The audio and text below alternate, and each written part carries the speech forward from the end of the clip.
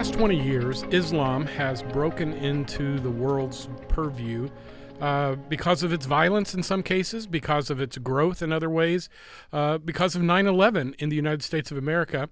Not every practitioner of Islam is violent, is an extremist. Some of them are your next door neighbors. Some of them are they own the shop down the street from you. Some of them are living in your neighborhood. And our talk today on Life Talks is about Islam. What is it? What do they believe? How can we best reach them? So my name is Dan. I am with Ben. We're the teaching pastors at Life Fellowship in Cornelius, North Carolina, right outside of Charlotte. And we're talking Islam today. What made you want to discuss this? Well, I think one of the things that we're going to start doing, I know you're going to be gone on this beautiful vacation for 4 weeks. Yes. Living in huts. Yes. I'm just teasing. You know how I like to tease and poke. And actually, so people know what he's talking about, I'm leaving tomorrow, I'll already be gone by the time you hear this, on a 4-week mission trip, the longest mission trip I've ever taken. I'll be going to India, Dubai, Uganda, Kenya, and South Africa. So if you think of it during the month of March, you pray for me. Pray for Dan. And I'm going to some wild and woolly areas and some other areas that are not quite as wild and woolly. So the reason I decided to do this is to start off a new series on religions. And what we'll do is talk about religions, and then we might even get into denominations within Christianity. So I think this will be a fun little exercise for us to think about. You know, a lot of times it's important for us to know what we believe. It's also important to understand what other people believed so that we can dialogue with them and have a conversation with them. So, yeah, you're right, Dan. Islam is one of these faiths that just feels like it's everywhere. I mean, 9/11 definitely put it on the world map for all of us. I mean, we've been fighting wars, if you think about it, in the Middle East and Afghanistan and Iraq for decades. It feels like it has been since 1980s, right. Yeah. But it really is amazing how when I was doing some research on this, in 1900, Islam represented 11%, or adherents of Islam represented 11% of the population. Today, or I think 2 years ago when they did their last calculation, it was about 25% of the world's population. So, I mean, it's definitely, when you think about 1 out of every 4 people in the world are adherents of Islam, that's significant. Yeah, and people make the mistake of thinking that Islam is a faith that's basically relegated to the area of the Middle East. But the largest population of Muslims is in Indonesia. The largest Muslim majority country, absolutely. And so and they really are around the world at this point. Yeah, Northern Africa, Asia, obviously the Middle East, but it's gaining in popularity all over the world. And I think even though it's still a small fraction of, I mean, it's I think 1%, 3.5 million followers of Islam in the United States, they're predicting in the next 20 years that number will double. So it's an increasing, and a lot of it has to do with the amount of children they're having. You know, if you go over to Europe, one of the things that my brother, who is a church planter over in Germany, will tell you, there's a lot of Europeans that feel this angst towards people that, immigrants that have been there from Turkey, Syria, some of these other refugees that have come there, because they're having children and Westerners are not. Yes. You have a birth rate of anywhere between 1.3 and 1.7 per couple, children per couple in Europe, which is a dying continent if you think about it. And then you have these Muslim refugees going over there, and they're ingraining themselves. They want to be useful to culture for the most part, but they're having 5, 6, 7 kids. Yeah, and Germany is one of those countries that if the current trajectory continues, in your lifetime, it will be majority Muslim. Absolutely. Yeah, and so it's a really fascinating study. And so one of the things we want to do is just for this episode, just kind of lay out what does Islam believe? What are the beliefs of Islam? Because I think a lot of times our idea of Islam comes from what, Dan? Usually from what we've learned from the Old Testament. Yeah. Or where we get from the popular media. It's movies, right? It's movies and media that we have our ideas of what Islam is. And so I think that there are, obviously, we'd be foolish to say that it isn't dangerous. Of course it's dangerous. There's some crazy things that Muslims believe. Well, let's start with the origin, because there are three religions that all come from what the perspective of the world is the same. Yeah, the Abrahamic faiths. The Abrahamic faiths. Yeah. And so what are those three religions and how are they different? Yeah, the monotheistic religions in the world are Christians, Muslims, and Jews. And though Muslims would consider us polytheistic. Correct, because they do not believe in the Trinity. So there's a lot of similarities that they have, but there's some very deep differences. So obviously, Islam was started by a man by the name of Muhammad.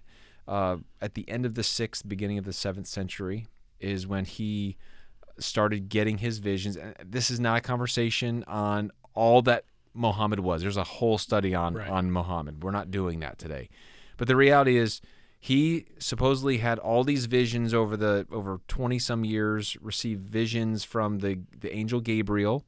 And Muhammad himself was illiterate. He could not read or write, but he taught what he received as supposed revelation from this angel, and his followers later put down his teachings. That each of his teachings are called surahs. I think there's 114 surahs, and they are in the Quran, starting with the largest surah and going to the shortest surah. So sometimes they're all over the place. It's not in order. Like at least in the Bible, we have this chronological perspective. The Bible is not true of the Quran. So it was he kind of united this one tribe into believing that he was the final prophet, the belief that the Christians and the Jews had corrupted the message that God had given them, and therefore God had revealed the final revelation to him, and he had it. And so that his goal was to basically take over the world and share this message with them. So that's basically where it came from. All right. So because they're Abrahamic religions and so forth, we know that from Abraham, the Jewish faith was passed down through Isaac. Then for Muslims, they would identify from the other son of Abraham. Is that correct? Ishmael. Yeah, they view as Ishmael as being the son of promise, and they believe that Ishmael was the one that was on about to be sacrificed. So there's a great admiration for the Old Testament, for the law. I mean, they even have this high value of the Torah. They have a high value of what the New Testament, what they call the Injil. But ultimately, the ultimate revelation is the Quran. So, I mean, there's a number of things that they would say. Like, I think there's 25 prophets. They've actually have prophets and messengers. Messengers are different. Messengers have received revelation to pass down, whereas prophets are those who are meant to further on or to apply the messages. So Moses was a messenger. Jesus was a messenger. Muhammad was a messenger. Some of the other ones that, Adam and Enoch and some of the other people that we would see in the Bible, they would say, well, they're prophets, but there's a higher level to being a prophet and a messenger. So, yeah, so they believe in Jesus as a man and as a prophet, as a messenger, but they don't believe that he is the Son of God. They don't believe in that he died. They don't believe he was crucified. They don't believe he was resurrected. They believe he was simply a good teacher. So we know that in Islam they have these founding tenets. 5 pillars. 5 pillars. So go through those with us. And it's funny because in some ways, if you read Islamic apologists, they almost want to make it seem like it's so easy to be Muslim. If you're trying to sell your faith, I found it fascinating how Jesus, when he's asking people to come to him, we talked about this in multiple podcasts, where Jesus says, hey, you have to count the cost. You have to die to yourself. I mean, there's this, you really have to give your life to Christ. When you talk to Muslims and Muslim apologists, they almost like, being in Islam is really easy. And you have to just do these 5 things, and these 5 things aren't even that, they're not that hard. It's just really simple. And so the first, and I'm not going to use the official, Arabic word for this because I don't want to mispronounce it. It's basically, you have, the first pillar is the confession of faith. That's the first one. It's kind of like the introductory way to become a Muslim, and that is this. This is the saying of the confession of faith: there is no God but God, and Muhammad is the messenger of God. That's it. So, and this is like the almost a chant, a prayer. That they declare. If you say that, you're in. Yeah. No, I just said it, so I don't know what they do with that. I think if you say it and mean it, right? But it's this idea. Hey, that's all you have to say. And that's your first, and then so that's the confession of faith is the first pillar. The second pillar is prayer. And depending on whether you're a Shia Muslim or a Sunni Muslim, you either pray either 3 times a day or 5 times a day. But always towards Mecca, sometimes prostrated down, sometimes, they have various positions, but the whole idea is that you have these prayers, and you're supposed to memorize these prayers, and these prayers are best prayed in Arabic or ancient Arabic. It's almost like their Quran was written in what we would, in ancient Arabic, which the way we would feel about King James English, right? Yeah, in fact, they consider anything that's non-Arabic is suspect and right. perverted. So to become a scholar and to become a Oman, you have to learn Arabic. Yeah, you have to be able to recite these prayers in Arabic. I don't care what your native tongue is. You have to be able to recite these prayers. So, and there's different kinds of prayers in the morning and the evening. And so, in mentioning the types of the frequency of prayers, you talked about the two main. There's two primary wings or branches of Islam: the Shia and the Sunni. The Shia and the Sunni. Yeah, like Catholics and Protestants would both be considered part of the Christian religion. Yes, they don't get along.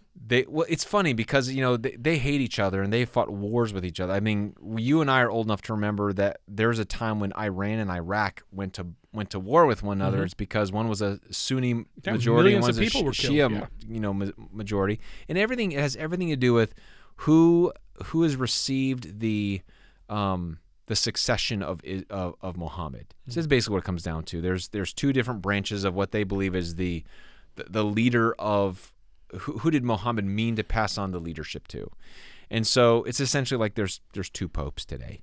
That's essentially what it would be like. So that's where these two groups, and they hate each other, and they believe that what they have done is perverted the true, even though they believe essentially the same things. And there's terrorists on both sides. It's not like one group is terrorist and one group isn't. There's terrorist groups and they're Sunni Muslim. There's terrorist groups that are Shiite Muslims. So it's not like there's these vast differences, but it just has everything to do with power and control and who's really in charge. Yep. So. But they will fight and kill each other until you and I show up, and then they both hate us. They will be best friends because they want to get rid of us, the infidels. So, and really, they would not call you and I infidels. Infidels are really the people who don't believe in God. I think their term for us would be Dehimi, something like that. The Jews and Christians, that's their term for us, and they don't really want to. According to what they teach, they don't want to kill us. They just want to tax us. We're second-class citizens to them, but we're not viewed as outright infidels the way that the other non-religious people would be. So. Except for the extremists. Extremists to all the infidels. Yeah. So anyways, I think it was that prayer. That's the second pillar. The third pillar is Ramadan, and you're familiar with Ramadan. I think Ramadan's actually coming up, and Ramadan. It changes constantly because the Muslims follow a lunar calendar. They don't follow a solar calendar. So, Ramadan keeps moving throughout the year. And so the whole idea of Ramadan is you fast. You fast from food, from drink, and from sexual activity, from sunup to sundown. You don't do any of those things. But when the sun, so when it's dark out. When the sun goes down, the partying starts. If you've known any Muslims, that's really true. That's really true. And obviously during the winter months, it's probably Ramadan's really easy to do. when it's like in July when the days are really long, it's like, oh man. I mean, sometimes you're talking like 14 hours of sunlight in the blistering heat, and you can imagine how difficult that is. But so that's the third pillar is practicing Ramadan and fasting. That idea of fasting. During that time. The fourth pillar is almsgiving, and they're expected to give 2.5% of their wealth away to the poor. I don't know how they measure that. I don't know how they do it, but that's one of the pillars. Way better than 10%, Dan. I mean, come on. It's a bargain. Well, and unless you've traveled in parts of the world that have large populations of Muslims, you may not. We have the Red Cross. They have the Red Crescent. Yeah. There are children's homes. There are hospitals. There are, and a lot of them, are supported by this. I mean, 2.5% of an oil tycoon is. You can do a lot. Lots of money. Lots of money. And then the last pillar is. The pilgrimage to Mecca. Everyone is expected at some point in their life to go to Mecca and do your pilgrimage, and do all the things where they stone Satan and they march around the giant rock. And I mean, it's really odd. I watched I think a National Geographic special on it a number of years ago, and it's really weird. Yeah, it'd be, from my perspective. It's worth your time to go to YouTube and Google Yes. or YouTube search for them, because we're talking millions and millions of people in an orchestrated ritual. I mean, it's for Westerner, for Christians, we see this. I mean, it's a little bizarre. Yeah. And a little frightening. Yeah. I mean, it's you could see how a stampede could happen. I mean, yeah, because the whole crowd basically indulates, just in motion. Yeah.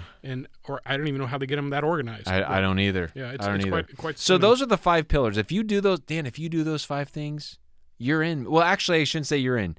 You hope to be in, because there's really never a guarantee that you will make it to paradise. The only way you can guarantee that you're going to make it to paradise is if you commit jihad and are suicide. If you are somehow give your life for the faith, you guarantee that you'll be in paradise one day. That's the only one but all of them, these are the 5 tenets of Islam. Doing these 5 things, it's a very works-based religion. If you do these things and keep doing these things, these are the things that will erase your bad deeds. They believe in they believe in sin. They believe that God is judge. In fact, their 6 articles of faith are basically monotheism. They believe in one God.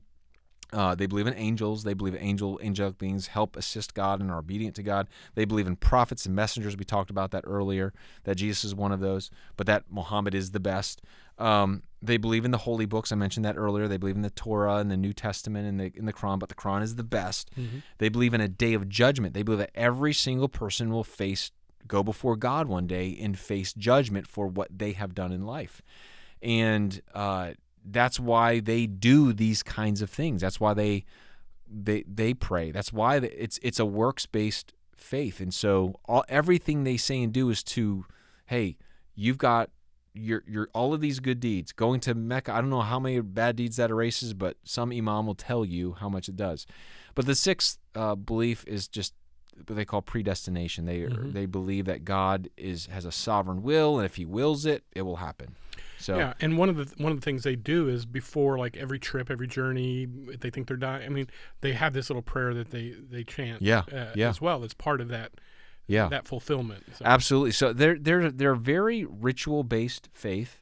They're a works-based faith, and so some of the similarities that we would align with them is, hey, yeah, we believe that there's one God, but we don't believe in that the same nature. He has the same nature. Like their view of God is all powerful, God is great, God is a judge, but God is not Father. God is not loving. Like they would never say, do you love God? Well, this brings up something I want to make sure we clarify to the audience, because there have been a few evangelicals who, in an effort to build a bridge across which they can present the gospel, have said that the God of Islam is the same as the God of Israel and the God of Christianity. Yeah, I don't think so. Yeah, absolutely. I mean, there's just no way to make that work. Right. So they're trying to do it from a historical perspective, where they go back to Abraham. Yeah. And they say, well, all these religions originate with Abraham, and Jehovah or Allah or whoever is the same alleged God. Yeah. But that's where we need to be really, really careful, because when we compromise theology in order to advance our system, it's a problem. You cannot say they serve the same God if they don't believe that Jesus is God or the Son of God. They don't. There's no getting around that. And I think the other issue that's very challenging is the whole premise that Islam is based off of is this idea that all the faiths have become corrupted, and I'm going to give it to you because you're going to fix it right, and this is the same argument that Joseph Smith did. Do you realize that? I mean, the same argument that Muhammad gave is the same argument that Joseph Smith did. And here's the thing: you could do this for eternity. You and I could say, hey, Joseph Smith, the Book of Mormon has become corrupted, the Quran's become corrupted, the New Testament. I have received the final revelation, and I could come with my own lists and my own books and my own thing, and all of a sudden, I could get adherents to say, well, yeah, all of that stuff has become corrupted. Now we have the new revelation, the pure revelation. And you could keep doing this every couple hundred years if you wanted to. It's a dangerous argument to believe, well, everything's become corrupted, therefore now I've got the real faith. Yeah. So I always like to point that out, that this line of reasoning is so different than what the true revelation of God is. Because when Jesus came, he said, no, I am the way. I am the truth. I am the life. And he pointed people not to a book, not to a teaching, but to himself. And I think that's very significant in the differences between Islam and Christianity. So we'll talk more about that, because I think in our next episode we need to talk about how do you even have a faith conversation with someone who believes these things. Yeah, and certainly in 21 minutes, there's no way we can dive deep into all the different aspects of Islam. We would encourage you to continue to read on that, and there are many sites. I often suggest people go to Got Questions. Is a really good one. That'll always get you started, and they give resources at the end. But do your own exploration. Make sure that you continue to learn, and then ask God to introduce you to someone who's a Muslim friend that lives in your neighborhood, maybe an immigrant, maybe somebody who's a practitioner, and make sure you listen to our next episode where we'll be talking about how you can build a bridge to them and share your faith with them as well. So thanks always for listening to us on Life Talks. We'll catch you next time.